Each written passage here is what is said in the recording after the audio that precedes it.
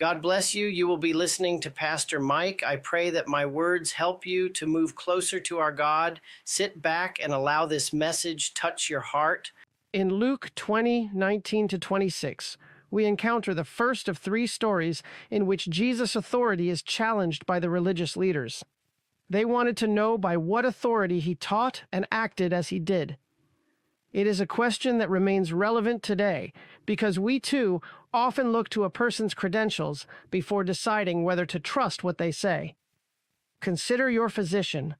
How important is it that your doctor graduated from medical school, completed residency training, and obtained the necessary licenses?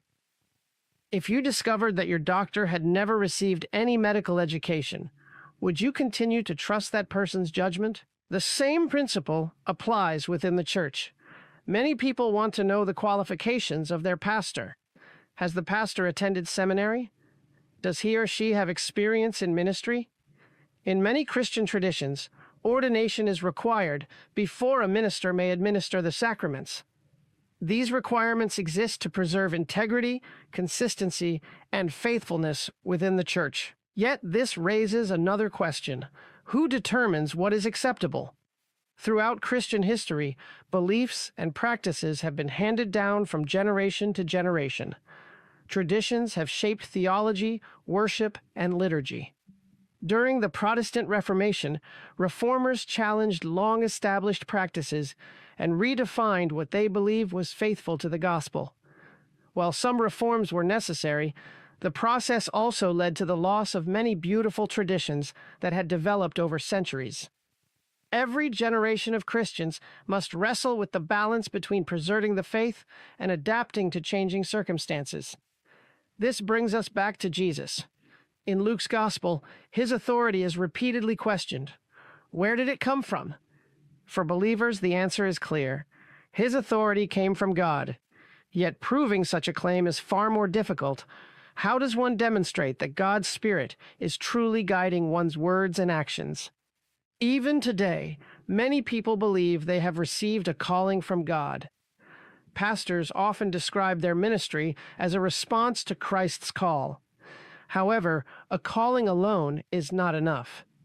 Faithful ministry requires preparation, study, prayer, and accountability. As Christianity has diversified, independent churches and ministries have adopted many different approaches to worship and discipleship. Some changes have enriched the church by helping it connect with new generations. At the same time, Christians should thoughtfully examine whether changes are made to better serve God's mission or merely to accommodate cultural trends. As Jesus taught in Jerusalem, his opponents believed they had found a way to trap him. They asked whether it was lawful to pay taxes to Rome. If Jesus answered no, they could accuse him of encouraging rebellion against the Roman government. Such a charge could be brought before Pontius Pilate and might lead to severe punishment. Jesus immediately recognized the trap. Rather than arguing, he asked for a Roman coin and questioned his listeners. Whose image and inscription are on it? They answered, Caesar's. Jesus then spoke the words that have echoed through the centuries. Render to Caesar the things that are Caesar's, and to God the things that are God's. To fully appreciate this response, we must understand the significance of the coin. Roman currency bore the image of the emperor. Because emperors were often portrayed as divine figures, many Jews considered such images offensive and inconsistent with the commandment against idolatry. Roman coins were therefore unsuitable for use in the Jerusalem temple. Worshippers exchanged Roman money for approved temple currency before paying the temple tax. Yet Jesus' answer points beyond the coin itself. The real issue was not money, but loyalty. The coin bore Caesar's image and could therefore be returned to Caesar. Human beings, however, bear the image of God. Our lives, our hearts, and our devotion belong to Him. Think for a moment about the money in your pocket or the balance in your bank account. What value do you place upon it? More importantly, what value do you place upon God? Whenever wealth, possessions, status, or success become more important than our relationship with God, they risk becoming idols. Jesus warned elsewhere that we cannot serve both God and money. Eventually, every person must answer the same question: which has first place in my life? This is not simply a stewardship lesson about giving to the church. It is a lesson about trust and priorities.